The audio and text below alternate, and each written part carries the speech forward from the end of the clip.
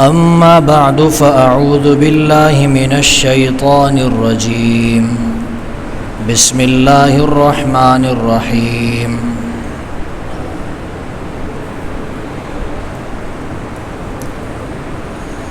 وَإِذْ أَخَذَ اللَّهُ مِيثَاقَ النَّبِيِّينَ لَمَا آتَيْتُكُم مِّن كِتَابٍ وَحِكْمَةٍ ثُمَّ جَاءَكُمْ رَسُولٌ مُصَدِّقٌ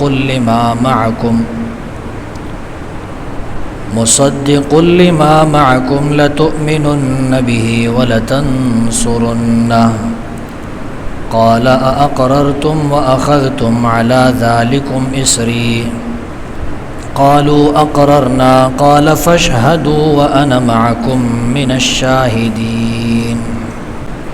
انتہائی واجب الاحترام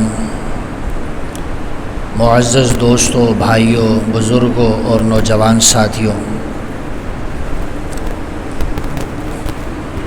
6 ستمبر اور 7 ستمبر یہ 2 تاریخیں ہمارے لیے بہت اہم تاریخیں ہیں۔ توجہ چاہتا ہوں، 6 ستمبر اور 7 ستمبر یہ 2 تاریخیں ہمارے لیے بہت ہی اہم ہیں۔ اس کی وجہ یہ ہے کہ 6 ستمبر 1965 کو انڈیا نے پاکستان پر حملہ کیا تو افواج پاکستان نے عوام کے بھرپور تعاون کے ساتھ اس کا دفاع کیا اور مملکت خداداد پاکستان کی حفاظت کی، اور 7 ستمبر کو 1974 7 ستمبر کو نیشنل اسمبلی سے ایک قرارداد جو ہے وہ منظور کی گئی، اور اس قرارداد کے اندر یہ بات پیش کی گئی کہ قادیانی جو ہے یہ بالاتفاق غیر مسلم ہے، ان کا اسلام کے ساتھ کوئی تعلق نہیں ہے۔ یعنی یہ 2 تاریخیں ایسی ہیں کہ جس میں پاکستان کی جغرافیائی سرحدوں کی اور نظریاتی سرحدوں کی حفاظت کی پوری کوشش کی گئی۔ جغرافیائی سطح لحاظ سے بھی جو ہے پاکستان محفوظ ہو، نظریاتی لحاظ سے بھی پاکستان محفوظ ہو۔ میں نے آپ کے سامنے قرآن کریم کی ایک آیت مبارکہ پڑھی ہے جس میں اللہ تبارک و تعالی ارشاد فرماتے ہیں کہ ہم نے تمام نبیوں کو جمع کیا اور ہم نے نبیوں سے ایک میثاق لیا، ایک پختہ وعدہ لیا۔ اللہ نے تمام نبیوں سے فرمایا کہ ہم تمہیں کتاب بھی دیں گے، حکمت بھی دیں گے، لیکن نبوت ملنے کے بعد، رسالت ملنے کے بعد، کتاب اور حکمت کے ملنے کے بعد آخر میں تمہارے پاس ایک رسول آئے گا، تو تم میں سے جو شخص بھی اس رسول کو پائے، فرمایا کہ لَتُؤْمِنُنَّ بِهِ وَلَتَنْصُرُنَّهُ، تم نے 2 کام کرنے ہیں، ایک اس نبی پر ایمان لانا ہے، اس رسول پہ ایمان لانا ہے، نمبر 2 اس رسول اور اس نبی کی تم نے مدد کرنی ہے، اس پہ ایمان بھی لانا ہے اور اس کی مدد بھی کرنی ہے۔ اللہ نے تمام نبیوں سے یہ میثاق لیا، تمام نبیوں سے یہ وعدہ لیا، آخر میں ایک رسول آئے گا، اور وہ رسول کون ہے؟ محمد الرسول اللہ صلی اللہ علیہ وسلم۔ اللہ نے رسول اللہ صلی اللہ علیہ وسلم سے پہلے کے جتنے بھی انبیاء گزرے ہیں، تمام نبیوں سے، تمام رسولوں سے یہ پختہ میثاق اور وعدہ لیا کہ جب آخر میں رسول آئے گا تو اس رسول پہ ایمان بھی لانا ہے اور اس کی مدد بھی کرنی ہے۔ اللہ فرماتے ہیں کہ تمام نبیوں نے اس بات کا اقرار کیا، قالوا اقررنا، تمام نبیوں نے کہا اے اللہ ہم نے اس بات کے اقرار کر لیا ہے، جو وعدہ آپ نے ہم سے لیا ہے ہم اس وعدے کو انشاءاللہ ضرور پورا کریں گے۔ اللہ نے فرمایا فاشہدوا وانا معکم من الشاہدین، تم بھی گواہ رہو، میں اللہ بھی گواہ ہوں۔ اس آیت سے پتہ چلتا ہے کہ محمد الرسول اللہ صلی اللہ علیہ وسلم اللہ کے آخری نبی ہے، آخری رسول ہے۔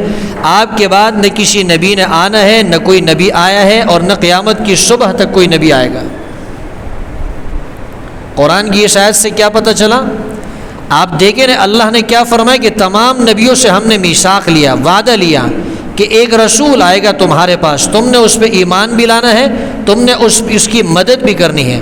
اللہ نے یہ نہیں فرمایا کہ اس رسول کے بعد بھی کوئی رسول آئے گا، یہ اللہ نے نہیں فرمایا۔ اگر حضور علیہ الصلاۃ والسلام کے بعد، اگر پیغمبر علیہ الصلاۃ والسلام کے بعد کسی نبی اور رسول نے آنا ہوتا، اللہ ضرور اس کا ذکر فرماتے، لیکن اللہ نے اس کا ذکر نہیں کیا۔ پتہ چلا کہ محمد الرسول اللہ صلی اللہ علیہ وسلم خاتم النبیین ہے، اللہ کے آخری نبی ہے، اللہ کے آخری رسول ہے، آپ کے بعد کسی نبی اور رسول نے نہیں آنا ہے۔ جو دعویٰ کرے گا حضور علیہ الصلاۃ والسلام کے بعد نبوت کا، وہ کذاب ہے، وہ جھوٹا ہے، وہ دجال تو ہو سکتا ہے، وہ اللہ کا نبی نہیں ہو سکتا۔ سورہ بقرہ میں بالکل پہلے رکوع میں اللہ فرماتے ہیں، قرآن کریم کی صفت بیان کرتے ہیں، ھدی للمتقین، اللہ فرماتے ہیں یہ قرآن ہدایت ہے متقیوں کے لیے۔ پھر اللہ نے متقیوں کی صفت بیان کی ہے، ان صفات میں سے 5 اللہ نے متقیوں کی صفات بیان کی ہے۔ ان 5 صفات میں سے ایک صفت یہ ہے کہ متقی وہ لوگ ہیں، پرہیزگار اور نیک لوگ وہ ہوتے ہیں، یؤمنون بما انزل الیک وما انزل من قبلک۔ اللہ نے نبی سے فرمایا متقی وہ لوگ ہیں، پارسا وہ لوگ ہیں، پرہیزگار وہ لوگ ہیں جو آپ کی طرف وحی نازل کی گئی اس پہ بھی ایمان لاتے ہیں، آپ سے پہلے جو وحی نازل کی گئی اس پہ بھی ایمان لاتے ہیں۔ اگر پیغمبر علیہ الصلاۃ والسلام کے بعد کوئی نبی ہوتا تو اللہ یہ فرماتے کہ آپ سے پہلے بھی وحی پر ایمان رکھتے ہیں، آپ کی وحی پہ بھی ایمان رکھتے ہیں، آپ کے بعد جو وحی نازل ہوگی اس پہ بھی ایمان رکھیں گے، لیکن اللہ نے یہ نہیں فرمایا۔ یہیں سے اللہ نے ہمیں یہ بات سمجھا دی کہ حضور علیہ الصلاۃ والسلام سے تو پہلے بہت سارے انبیاء آئے، لیکن محمد الرسول اللہ صلی اللہ علیہ وسلم کے بعد کوئی نبی نہیں آئے گا۔ اللہ نے ہمیں کیا سمجھایا کہ پیغمبر علیہ الصلاۃ والسلام کے بعد کسی نبی نے نہیں آنا ہے۔ قرآن کریم کے اندر 100 آیات ہیں۔ کتنی آیات ہے؟ 100 آیات۔ اور احادیث رسول کے اندر 200 ایسی حدیثیں ہیں جن سے صاف صریح لفظوں میں پتہ چلتا ہے، واضح طور پہ یہ پتہ چلتا ہے کہ حضور علیہ الصلاۃ والسلام اللہ کے آخری رسول اور آخری نبی ہے، آپ کے بعد کسی رسول اور نبی نے نہیں آنا ہے۔ یہ مسلمانوں کا متفق عقیدہ ہے، یہ مسلمانوں کا اجماعی عقیدہ ہے۔ اس پر صحابہ کرام کا، اس پر تابعین کا، اس پر تبع تابعین کا، اس پر اسلاف کا اور اس پر علماء امت کا اتفاق ہے کہ حضور علیہ الصلاۃ والسلام کے بعد کوئی نبی نہیں آیا، نہ کوئی نبی قیامت کی صبح تک آئے گا۔ یہ عقیدہ اتنا ضروری عقیدہ ہے، اتنا بنیادی عقیدہ ہے، اگر کوئی شخص اس عقیدے کا انکار کر دے گوئے کہ اس نے پورے دین کا انکار کر دیا۔ اس لیے کہ جو شخص یہ عقیدہ رکھتا ہے کہ حضور علیہ الصلاۃ والسلام کے بعد نیا نبی آیا ہے یا آئے گا، تو اس کا مطلب تو یہ ہوا کہ پہلے نبی کی شریعت کیا ہو گئی؟ منسوخ ہو گئی، ختم ہو گئی۔ اس لیے کہ جب بھی کوئی نیا نبی آتا ہے، رسول آتا ہے، وہ پہلی شریعت کو کیا کر دیتا ہے؟ منسوخ کر دیتا ہے۔ جیسے حضور علیہ الصلاۃ والسلام آئے، آپ نے پہلی تمام شریعتوں کو منسوخ کر دیا، آپ نے دین موسوی کو منسوخ کیا، دین عیسوی کو منسوخ کیا، اب صرف حضور علیہ الصلاۃ والسلام کی شریعت باقی رہی۔ اب اگر کوئی شخص یہ عقیدہ رکھتا ہے کہ حضور علیہ الصلاۃ والسلام کے بعد بھی نبی ہے، اس کا مطلب تو یہ ہوا کہ آپ نے قرآن کو منسوخ مان لیا، اس کا مطلب یہ ہوا کہ آپ نے یہ بات تسلیم کر لی کہ پیغمبر علیہ الصلاۃ والسلام کی شریعت ختم ہو گئی، حالانکہ پیغمبر علیہ الصلاۃ والسلام کو اللہ نے قیامت کی صبح تک جتنے بھی انسان آنے والے ہیں تمام انسانوں کے لیے اللہ نے رسول اور نبی بنا کر بھیجا ہے۔ آپ علیہ الصلاۃ والسلام جو شریعت لے کر آئے ہیں وہ کامل اور مکمل شریعت ہے، اور وہ پہلی تمام شریعتوں کے لیے ناسخ ہے، اور اس شریعت کو نسخ کرنے والی کوئی شریعت نہیں ہے۔ اللہ نے نوح علیہ السلام کا ذکر کیا، فرمایا وَلَقَدْ أَرْسَلْنَا نُوحًا إِلَىٰ قَوْمِهِ، اللہ نے فرمایا نوح علیہ السلام کو ہم نے ان کی قوم کی طرف نبی بنا کر بھیجا۔ نوح علیہ السلام نبی بنے تھے، لیکن کس کے لیے؟ ایک مخصوص قوم کی طرف اللہ نے نبی بنا کر بھیجا۔ اللہ فرماتے ہیں وَإِلَىٰ ثَمُودَ أَخَاهُمْ صَالِحًا، قوم سمود کی طرف ہم نے صالح علیہ السلام کو بھیجا۔ اللہ فرماتے ہیں وَإِلَىٰ مَدْيَنَ أَخَاهُمْ شُعَيْبًا، شعیب علیہ السلام کو ہم نے مدین کے لوگوں کی طرف نبی بنا کر بھیجا۔ اللہ فرماتے ہیں وَإِلَىٰ عَادٍ أَخَاهُمْ هُودًا، اللہ فرماتے ہیں قوم ہود کی طرف قوم عاد کی طرف ہم نے حضرت ہود علیہ السلام کو نبی بنا کر بھیجا۔ تو جس نبی کا بھی اللہ نے ذکر کیا ہے مخصوص قوم کے لیے، مخصوص قبیلے کے لیے، مخصوص وقت کے لیے، مخصوص زمانے کے لیے اللہ نے ان کو نبی بنا کر بھیجا۔ اللہ فرماتے ہیں سورہ زخرف کے اندر وَلَقَدْ أَرْسَلْنَا مُوسَى بِآيَاتِنَا إِلَىٰ فِرْعَوْنَ وَمَلَئِهِ، اللہ نے فرمایا ہم نے موسیٰ علیہ السلام کو فرعون کی طرف اور اس کے سرداروں کی طرف بھیجا۔ اور جب عیسیٰ علیہ السلام کا ذکر آیا اللہ فرماتے وَرَسُولًا إِلَىٰ بَنِي إِسْرَائِيل، حضرت عیسیٰ علیہ السلام کو ہم نے صرف بنی اسرائیل کی طرف نبی بنا کر بھیجا ہے۔ مدین کی طرف اللہ نے شعیب علیہ السلام کو، شعیب علیہ السلام کو اللہ نے صرف مدین کی طرف بھیجا، ہود علیہ السلام کو اللہ نے صرف قوم عاد کی طرف، صالح علیہ السلام کو اللہ نے صرف قوم سمود کی طرف، اور نوح علیہ السلام کو صرف ان کی قوم کی طرف، موسیٰ علیہ السلام کو صرف بنی اسرائیل اور فرعونیوں کی طرف، حضرت عیسیٰ علیہ السلام کو صرف بنی اسرائیل کی طرف۔ اور جب محمد الرسول اللہ صلی اللہ علیہ وسلم کی باری آئی اللہ نے فرمایا وَمَا أَرْسَلْنَاكَ إِلَّا كَافَّةً لِلنَّاسِ، ہم نے آپ کو تمام انسانوں کے لیے پیغمبر بنا کر بھیجا، وَمَا أَرْسَلْنَاكَ إِلَّا رَحْمَةً لِلْعَالَمِينَ، آپ کو پورے جہان والوں کے لیے آپ کو رحمت بنا کر بھیجا۔ دوسری جگہ اللہ نے فرمایا قُلْ يَا أَيُّهَا النَّاسِ إِنِّي رَسُولُ اللَّهِ إِلَيْكُمْ جَمِيعًا، میں تم سب کے لیے اللہ نے رسول بنا کر بھیجا ہوں۔ جب عام نبیوں کا ذکر آتا ہے ایک قوم کی طرف اللہ ان کو نبی بنا کر بھیجتے ہیں، ایک مخصوص علاقے کی طرف ان کو نبی بنا کر بھیجا جاتا ہے، ایک مخصوص زمانے کے لیے ان کو نبی بنا کر بھیجا جاتا ہے، لیکن جہاں محمد الرسول اللہ صلی اللہ علیہ وسلم کی باری آتی ہے اللہ یہ نہیں فرماتے کہ آپ کو صرف مکہ والوں کی طرف بھیجا ہے، آپ کو صرف قریش کی طرف بھیجا ہے، آپ کو صرف مدینے کے لوگوں کی طرف بھیجا ہے، آپ کو صرف حجاز کے لوگوں کی طرف بھیجا ہے، بلکہ اللہ فرماتے ہیں انی رسول اللہ الیکم جمیعا وما ارسلناک الا کافۃ للناس وما ارسلناک الا رحمۃ للعالمین، آپ صرف انسانوں کے لیے نہیں بلکہ جنات کے لیے بھی پیغمبر بنا کر بھیجے گئے۔ یہ فرق ہے میرے نبی میں اور عام نبیوں میں۔ اسی سے پتہ چلتا ہے کہ حضور علیہ السلام کے بعد کوئی نبی نہیں آیا ہے اور نہ کوئی نبی آئے گا قیامت تک۔ یہ مسلمانوں کا اجماعی عقیدہ ہے۔ اب اگر کوئی شخص کہتا ہے کہ حضور علیہ السلام کے بعد بھی کوئی شخص نبی ہے، اس کا مطلب یہ ہے کہ آپ قرآن کی ان آیتوں کو جھٹلا رہے ہیں، اس کا مطلب یہ ہے کہ آپ قرآن کی ان آیات کا انکار کرتے ہیں، اور جو قرآن کی ایک آیت کا بھی انکار کر دے اس کا اسلام سے کوئی تعلق نہیں ہوتا۔ ابھی کچھ سالوں سے ایک کیس چل رہا تھا، چیف جسٹس صاحب نے اس کا فیصلہ سنایا تھا، علماء کی طرف سے اس پہ اشکالات تھے، اعتراضات تھے کہ آپ کا یہ فیصلہ درست فیصلہ نہیں ہے۔ قادیانیوں کی طرف سے ایک آدمی مبارک ثانی اس کا نام تھا، اس نے ایک ترجمہ شائع کیا تھا، اس پہ اس کو گرفتار کیا گیا، جج صاحبان نے فیصلہ کیا، علماء کا اس پر اعتراض تھا کہ یہ فیصلہ درست نہیں۔ اس کے اوپر جب علماء نے دوبارہ کیس دائر کیا، اس کی دوبارہ سماعت کی گئی، تو مفتی تقی عثمانی صاحب نے جو اپنے دلائل پیش کیے، ان دلائل کے ذریعے سے چیف جسٹس صاحب کو اس بات پر قائل کیا کہ قادیانی جو ہے یہ صرف کافر ہی نہیں بلکہ یہ مرتد ہے، یہ صرف کافر ہی نہیں بلکہ کیا ہے، یہ مرتد ہے، اور مرتد کی سزا یہ ہوتی ہے کہ اس کو قتل کر دیا جائے۔ پھر سوال یہ ہوا کہ قتل ان کو کیوں نہیں کیا گیا قادیانیوں کو؟ اس لیے کہ پاکستان جو بنا ہے یہ جہاد کے ذریعے سے اس کو حاصل نہیں کیا گیا، پاکستان کو جنگ و جدال کے ذریعے سے، قتل و قتال کے ذریعے سے حاصل نہیں کیا گیا، اس کو جمہوری طریقے سے، ووٹ کے طریقے سے اس کو حاصل کیا گیا۔ تو چونکہ اس کو ووٹ کے طریقے سے پاکستان کو حاصل کیا گیا ہے تو ہم نے یہ معاہدہ کیا تھا کہ جتنے بھی لوگ اس ملک میں رہیں گے ہم ان کو ان کے حقوق دیں گے۔ اس قانون کی وجہ سے یہ جو قادیانی ہیں ان کو یہ رعایت دی گئی کہ ہم ان کو غیر مسلم اقلیت قرار دیتے ہیں، حالانکہ تاریخ اسلام کے اندر کہیں پر یہ نظر نہیں آتا کہ کسی شخص نے حضور علیہ السلام کے بعد نبوت کا دعویٰ کیا ہو اور اس کو غیر مسلم اقلیت قرار دیا گیا ہو اور ان کو ذمیوں والے حقوق دیے گئے ہوں۔ ذمی کا مطلب یہ ہوتا ہے کہ ایک آدمی مسلمانوں کے ملک میں رہتا ہے اور وہ جزیہ ادا کرتا ہے، ٹیکس ادا کرتا ہے، تو مسلمان حکمرانوں کی طرف سے اس کو جان کی، مال کی، عزت کی، آبرو کی حفاظت دی جاتی ہے۔ آپ کی عزت آبرو کو کوئی نقصان نہیں پہنچائے گا، آپ کی جان اور آپ کے مال کو کوئی نقصان نہیں پہنچائے گا۔ یہ ذمیوں کے حقوق ہوتے ہیں۔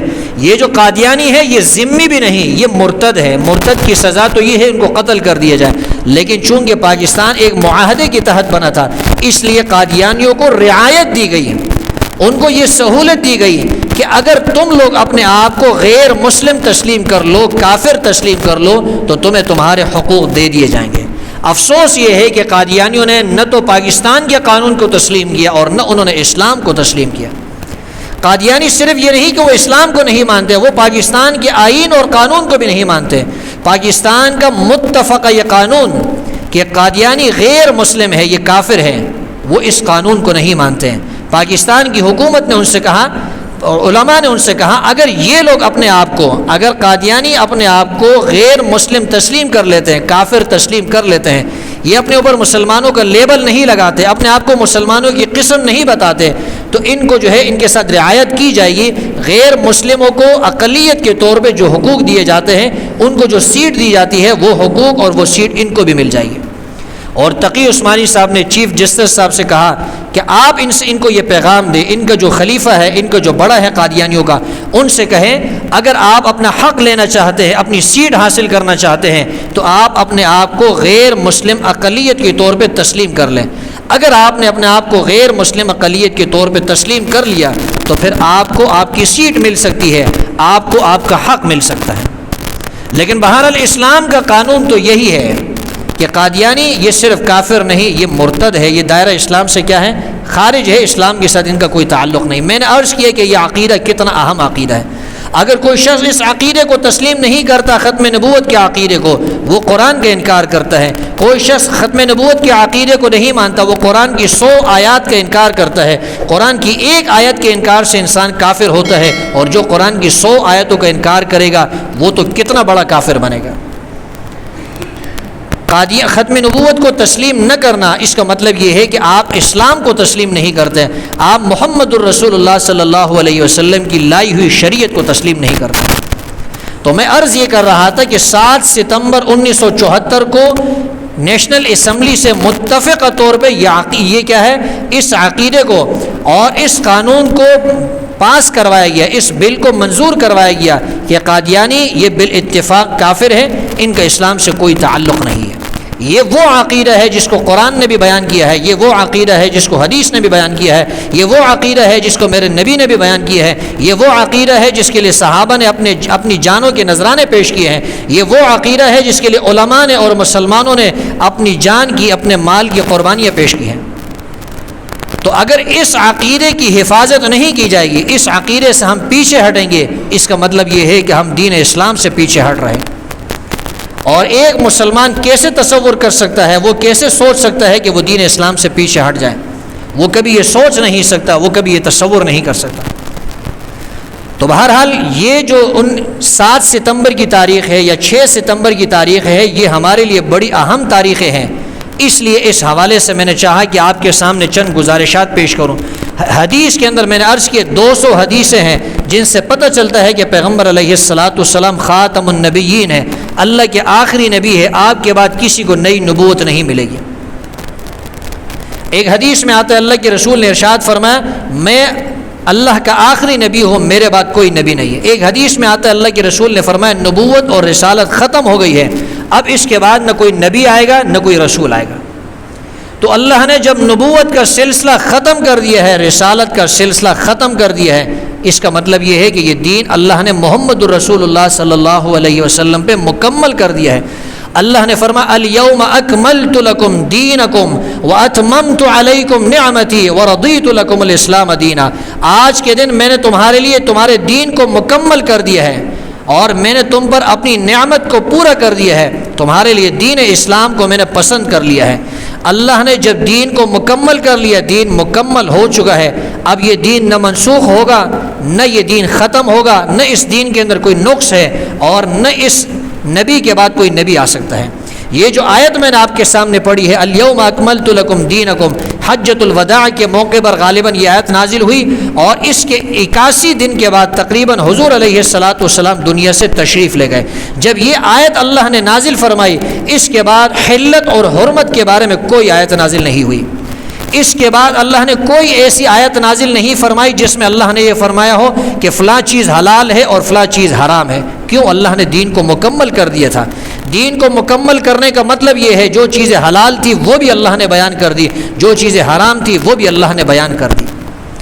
تو پیغمبر علیہ السلام اللہ کے کیا ہے؟ آخری نبی ہے، آپ کے بعد کوئی نبی نہیں۔ اب اگر قادیانی یہ دعویٰ کرتے ہیں کہ حضور علیہ السلام کے بعد بھی نبی ہے، تو ان کا یہ دعویٰ کیا ہے؟ یہ جھوٹا دعویٰ ہے۔ اسی لیے جو شخص حضور علیہ الصلاۃ والسلام کے بعد نبوت کا دعویٰ کرے گا وہ اپنے دین کی اشاعت نہیں کر سکتا، اس کی تبلیغ نہیں کر سکتا، اس اپنے دین کی وہ کتابیں جو ہے وہ تقسیم نہیں کر سکتا۔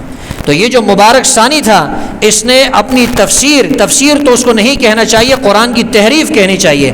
قرآن کے معانی کو، مطالب کو اس نے اس میں بگاڑ دیا گیا۔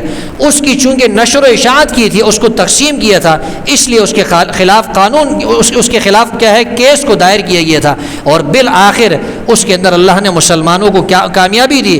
بالآخر یہ فیصلہ ہو گیا کہ بھئی قادیانی یہ بالاتفاق کافر ہیں، وہ اپنے دین کی، اپنے مذہب کی تبلیغ نہیں کر سکتے، اس کی نشر و اشاعت نہیں کر سکتے، اپنے آپ کو مسلمان نہیں کہہ سکتے، اپنی عبادت کی جگہ کو وہ مسجد نہیں کہہ سکتے ہیں۔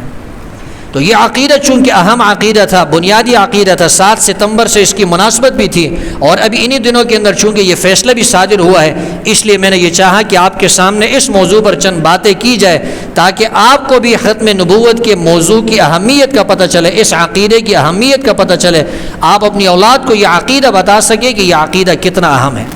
ہم میں سے ہر مسلمان کا فرض بنتا ہے اپنی اولاد کی تربیت کریں۔